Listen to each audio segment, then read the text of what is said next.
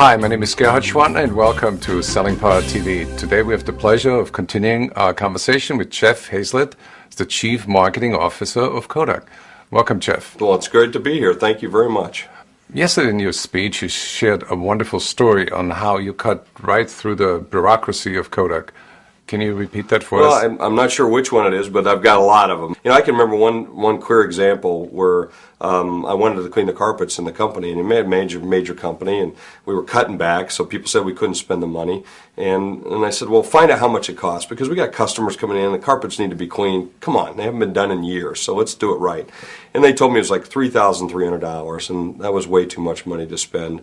So on Saturday, I went down to Sears, bought one of those steam cleaners, went up to the office, and I cleaned the entire carpets on the floor.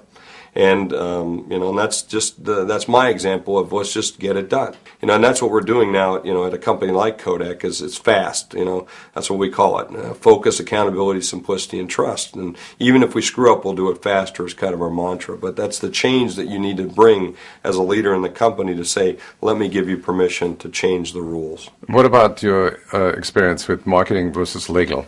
We have that. I have that all the time. That's a constant conflict. And so what it's important for them to know, and for most people to know, my job at a company like Kodak as a change agent or as a chief marketing officer is to create tension. My job is to take everybody from the center of the table to the edge of the table.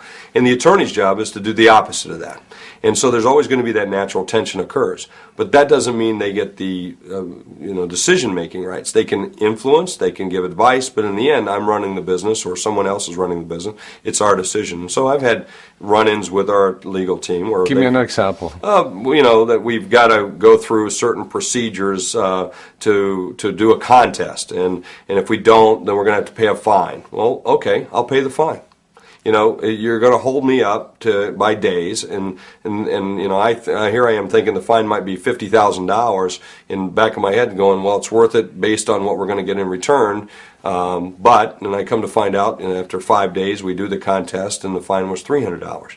So it's up to a business leader to make those decisions to what risk you want to run, and to have a company that allows you to do that's a wonderful thing too. So Jeff, help me understand on how you advise other companies to align with the prevailing revolutions that are going on in the marketplace and align their strategy with that revolution, because Kodak obviously missed the digital revolution at one point. Yeah. Well, I think the key things for us is conditions of satisfaction, is what are we trying to drive. And in every relationship, there's a customer and a performer.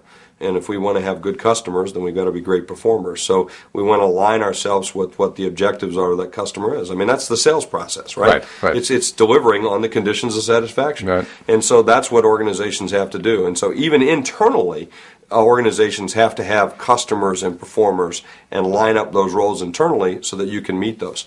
But it's very clear that the leadership of the team, of the whole company, needs to say, this is our strategy and this is where we're going to go. What about collaboration? How does your company cope with the traditional silos between sales and marketing, and how do you get those to collaborate? In my role, I'm the person that breaks through all those silos, and our marketing organization breaks through all those silos. So that's where that communication, that trust and healthy debate has to come out, because you need to have those good conversations.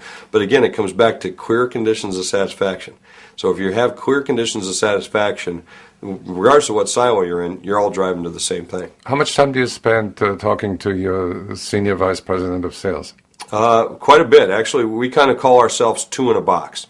So Gustavo is the gentleman who's the role that is, and he and I, our offices are right next to each other on the same floor.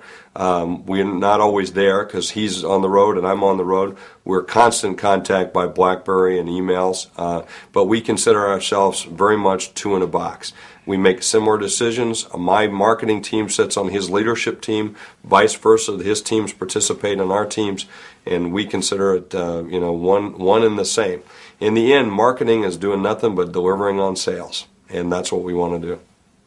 Well, you deliver magic wherever you go, and I thank you for your time. Thank you very much. Thanks so much, and keep putting out that magazine. We love that magazine. Yeah, and good luck with your new book. And here's a URL where you can get the book on Amazon.com.